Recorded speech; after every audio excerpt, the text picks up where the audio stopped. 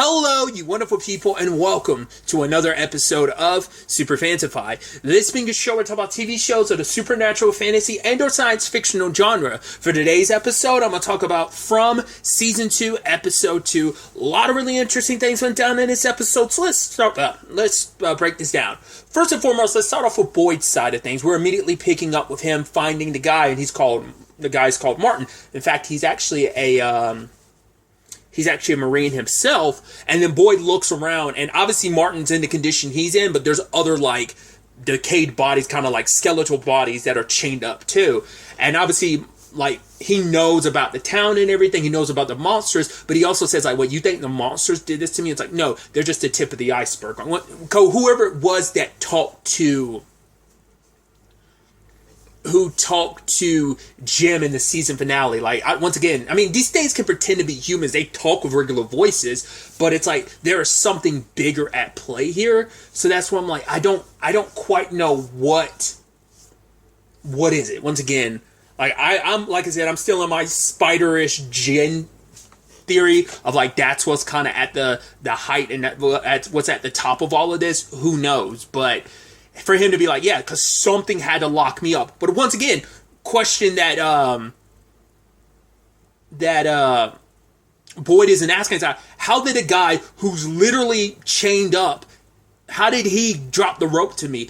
Like, not unless someone else did that, but he was chained up. How did he drop the rope to him? So, but Boyd is doing everything he can to save Martin. Martin knows at least somewhat of what's going on, but he also, like, suddenly a music box starts playing. It's like, get out of here before the music box stops. And then he also brings up Abby. So it's like, whoa, how the hell do you know about Abby? What's going on here? Because whatever's beyond, in control of all of this, has some idea. Then there's all that stuff crawling in Martin's skin. And he's like, well, it's too late. And he ends up, like, passing it on to Boyd, saying, my blood is your blood. Because I'm wondering, like, do these creatures, like, are they an infection? Are we going zombie-ish, whether it's like Walking Dead or The Last of Us, obviously is a more recent example, you know, that's in the general general zeitgeist pop culture and everything. But, like, later on, Boyd sees him crawling in his skin. Like, is that the beginnings of the monsters? Like, does those things he passed on to Boyd, like, is it a thing of, oh, eventually you'll turn into one of those monsters? Is it that how it happens? It slowly happens over time? Or did he pass on something else? Like, hey, I'm in a very special circumstance, and now it's been passed on to Boyd. I'm not quite sure what that is. I mean, we don't have enough information to really decide on what that is. But theorizing currently, I'd say I don't know. It could either be a 50-50 one, oh, it's turning you into a monster, which is kind of my first guess. But then the second guess is like, it's got to be something that makes you special. Like, the fact is that Martin's still alive after all the... I mean, maybe they've just, like, kept... Why keep him alive? Like, are they feeding on him or what? Like, you know, like... I'm also thinking, like, could this be some giant experiment? Like, they're...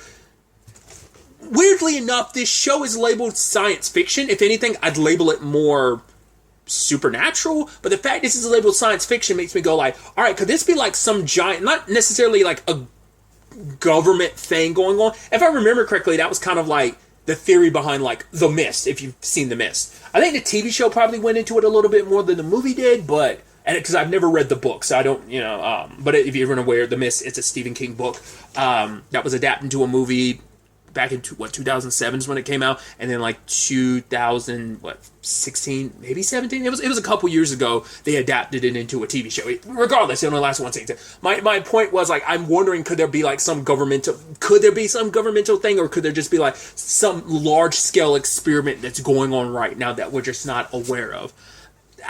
I don't want to put this in like the human realms of this is some experiment, but I don't know. Once again, it baffled me when I saw that this show was labeled as science fiction. I was like, that's so interesting. I would never label this as that. I wonder why. I mean, there's with all, like almost like magical stuff that happens of, oh, you're literally anywhere around the country and you find yourself in this town that kind of loops you, and there's these monsters. I don't know. I'm interested to see what that potentially means. Like, that could be kind of setting. That could just be an example of kind of like maybe some of the answers we get this season could definitely lean more into the science fictional lane of things. But I don't know. Once again, it's just straight up a horror series, but like seeing it labeled science fiction in some places is just kind of interesting. So, like I said, I might be just reading way too much into that, but I feel like there's got to be some correlation there. Like maybe there is a science fictional angle to this that we haven't really gotten to yet, but. I don't know. Like I said, doesn't necessarily have to be some governmental experiment, but there's a movie. It's a movie I've never seen, so it is kind of spoilerish. But Cabin in the Woods is kind of like that. It's like it's like a very special house. It's like, but it's kind of like the whole horror element to that. My understanding is because I got the ending spoiled for me. I mean, once again, it's a movie from years ago, and I just never watched. I'm not a horror movie person, but I think it's just like that whole thing of like they're experiments. I think that's what the whole like twist on that movie is. Either way, that's my understanding. Maybe I could be completely wrong, but that's why I was wondering, like, could there be something kind of in that similar vein happening here? Once again, just kind of, I keep harping on it, but it's just like, I just don't know what to fully think of that.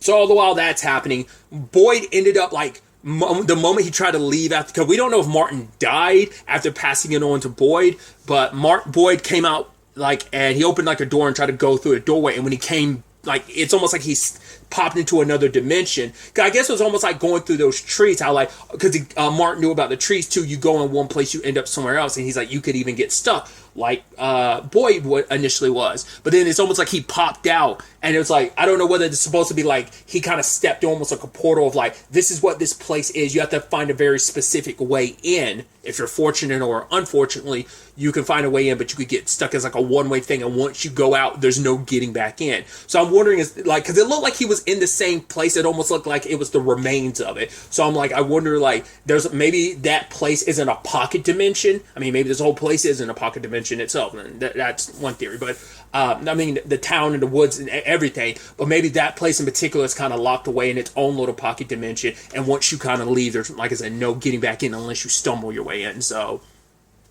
there's that. We're catching up with Tabitha and Vincent. Vincent's got his own little hidey hole. It's in the back of a truck, and he's been gathering stuff from the people that have come here before, as well as stuff that was already there. Because Tabitha's asking, she's like, who's the person you were talking to? He's like, it was a friend of mine. I haven't seen him in a long time. He's also not bringing up the fact is that Tabitha's son, as we know, as the audience know, that he's interacted with the same person. Once again, we still don't know what that kid's deal is. But Vincent is kind of shying away from the details because, once again, I don't think anyone knows. Like, they know he's been here for a while. Those who've been here know, like, oh, he was here before us. But no one in that town really, really knows how long Vincent's been there. Jade is kind of stepping into that territory, finding it out about how long he's actually been here. And, once again, he's been here for decades. He's been here since he was a little kid. So I don't think anyone, because no one here is Odin, like, no one's I think, once again, the seniority-wise, I think Donna's, like, the person who's been here the longest, and that's been, like, 3 years. So she holds the seniority in that regard, but it's Vincent. Vincent's the one that's seen so many people come and go over the decades, so, and he just manages to be the one that's left standing. So, but he doesn't want to talk about the past and everything he went through. Because I think from what we saw last season, if I remember correctly, amongst, like, the people he was there with, like his mom, and as well as anyone that was living in the town at that time, everyone died except for him. He was the only survivor, and it seems like that's kind of probably repeated over the years, over and over and over. It's like, I'm always the one that ended up managing to survive, so they're chilling. They meet up with Boyd. Later on, Elgin rolls through, which obviously Boyd and Tabitha and Vincent have no idea about the bus situation. I think it's interesting that Vincent was like, I don't like him. It's like, there's definitely something there because Boyd was talking to Vincent about like, hey, like, what are you drawing? He drew the doll. The same thing that Jade has been drawing, like, he's been having the visions as well. So once again, it's that interesting thing. Like, I mean, the people who've mainly had the visions or whatever is Jade and Vincent. But God, I'm blanking on Jim and Tabitha's son's name right now. Oh God, it's going to bother me now. I can't think of it off the top of my head. But he has some connection to it, but he hasn't been having the visions like that.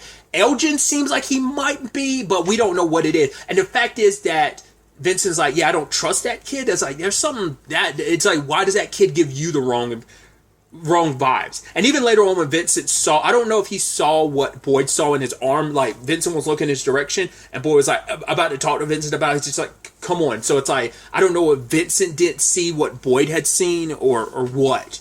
But, because Vincent's drawing all this stuff, because for him it's like, even if my mind can't remember, because obviously it's been such a long time and his mind is in a fragile state, I mean, he's still very much a kid in his mind, that it's because of that he needs to draw things so he can remember. It's like, even if I can't remember, the pictures remember. So there's all of that. They let Elgin in, which luckily Boyd's there too, because Boyd has a talisman with him. So it's like, okay, that's good. So they're able to stay safe inside that vehicle while the monsters are on the prowl, which everyone in the diner is flipping out because, Donna had explained things. It's like, all right, so the tree, and the bus driver, I think her name's Bacta, is like, how'd you know about the tree? It's like, everyone sees the tree. It's like, yep, here we go again. And obviously, like, you saw Donna eyeing that one dude and two other people he was talking to. You're like, oh, they about to start some shit. You could tell they were about to. He kind of popped off on his own. The others didn't help him because they probably thought like, hey, man, you're crazy. Because Donna explained everything. The bus driver kind of accepted like, oh, this is crazy. Other people kind of accepted it. He was just kind of thinking like, right, you're BSing us. Like, they start hearing some of the people out there screaming and from being killed by the monsters. But he didn't want to believe it because he's like, no. It's convenient that we can't see out there. You're making those claims. But Donna's like, yo, you open that door, you will kill all of us. And he wanted to take Kenny with him. You can tell Kenny's like, dude, if you want to go out there, do it by yourself. We'll close and lock the door behind you. But you go. Don't drag me into this. But even Donna's like, you were going to have to shoot him. And if you shoot him, I will shoot you in the head before I let you go out that door because you're going to put so many other people's lives in danger with that stupidity. Luckily Kenny got away from him, got his gun back, and Donna like hit him with the butt of the gun and knocked his ass out. So it's like, yeah, good thing they did because they saved your stupid ass. Once again, it's understandable. Everyone's scared. Everyone, no one believes this. No one understands this their first day. It's like, once again, you get jumped in super deep and super fast. Once again, it's like the whole Matthews family. Once again, their first night here, like, you don't have a chance of like, okay, it's day, even if you let someone process it, at least the Matthews had the whole thing of, wait, we keep looping around. We keep looping. And then you had to stop them eventually. But, the bus didn't even have that. They had Donna shooting the tire with a shotgun. They had Kenny popping off. And then it's like, yeah, you kind of have to take our word for, like, the strange stuff in this town. And they're hearing the screams. Everyone except for that dude was kind of buying into it. So, all the while that's happening, you have Kenny trying to keep Julie calm. Trying to keep her focused on not on her dad because it's like, hey, you keep looking out the blinds. The monsters are smart enough to be like, oh, what are you looking at over there? Oh, you're looking at something over there. Let's investigate that crumbled down house. So you have that. You have Christy trying to talk to her fiance. I think her name's Mari.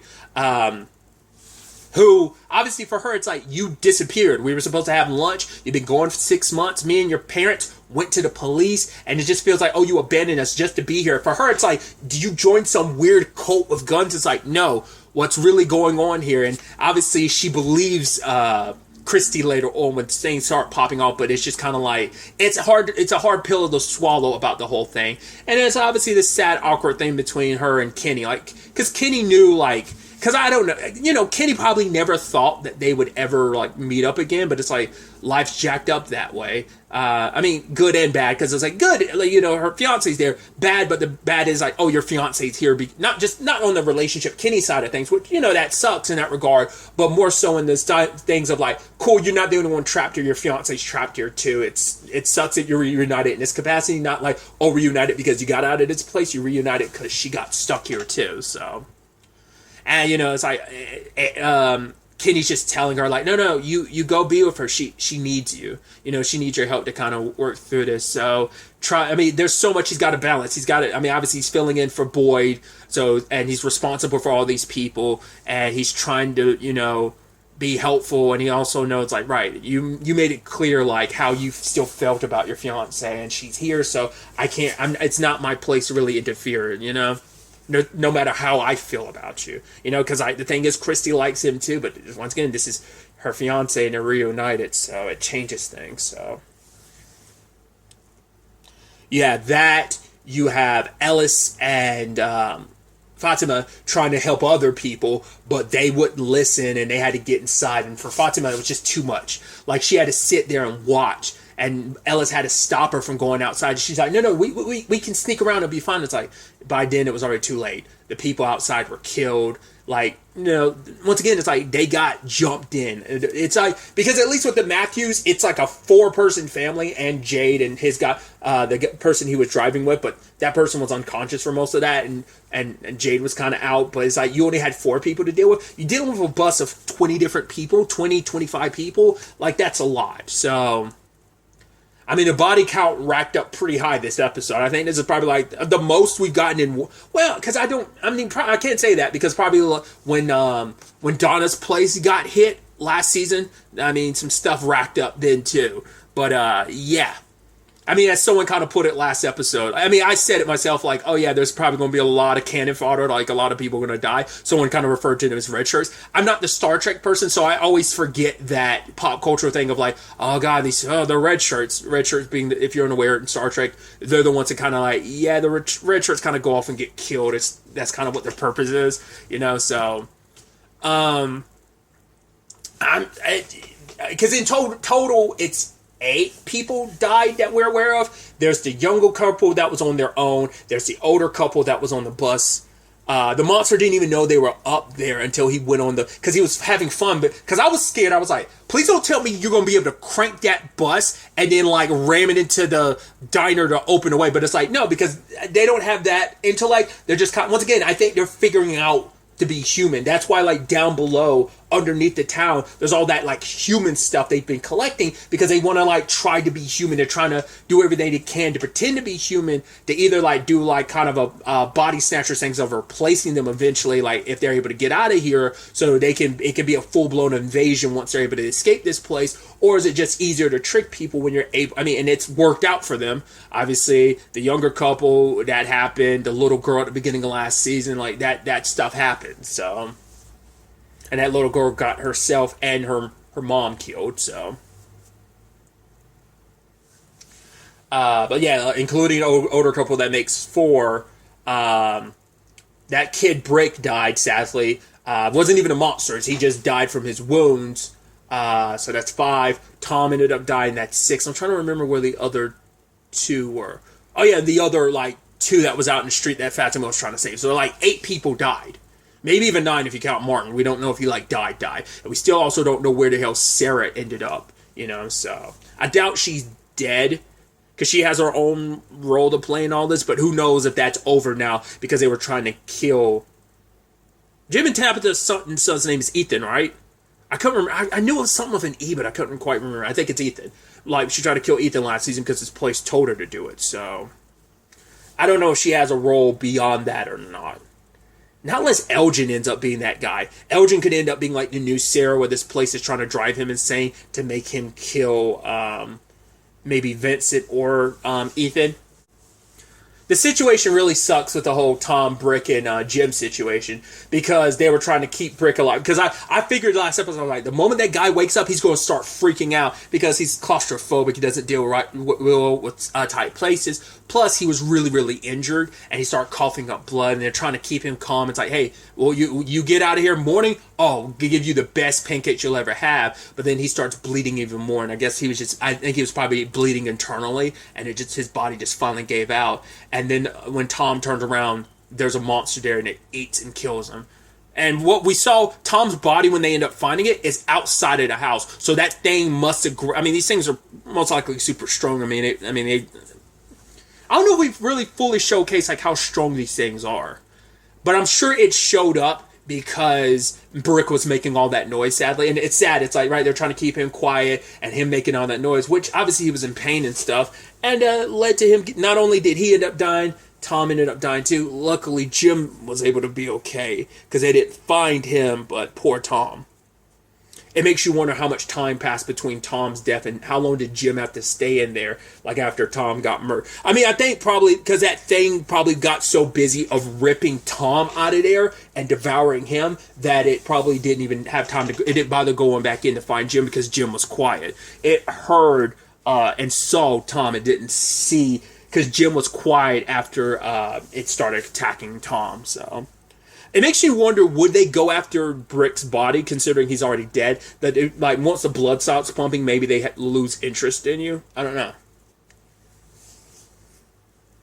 And it's obviously this is a hard situation for Julie because she can't just sit still. Her dad's right across, and it's like they're trapped. But it's like, yeah, people here had to survive those first nights without the talismans until Boyd ended up finding them. So they had to do that for a while. So it's like, right, it is possible. All he has to do is be quiet. We have to do our part too to make sure that they're okay. And for Julie, it's like hearing all that screaming and that much death. It's like, my dad, I'm scared. You know, and the guy who Donna had to knock out is looking too like, wow, I would have screwed the pooch on this, and like everyone would have died because of me. And yeah, that crazy lady ended up saving me and so many other people because of how quick, because like everyone witnessed it firsthand when they went out there and they saw Tom's body. The bus driver found the old couple on the bus, so it's kind of like, once again, it's like, because I didn't want to listen, like if I had gotten my way, we'd be screwed. So many people would be dead if it wasn't for Donna and them handling things the way they did. So. But those who ended up surviving ended up getting to Jim, and everyone's working together to get him out. Tabitha found out about the collapse house situation from Elgin, and now they're all making their way back to town. You're just like, boy, oh boy. Where all this ends up taking us, we'll ultimately have to wait to see, but everyone in here knows the deal now.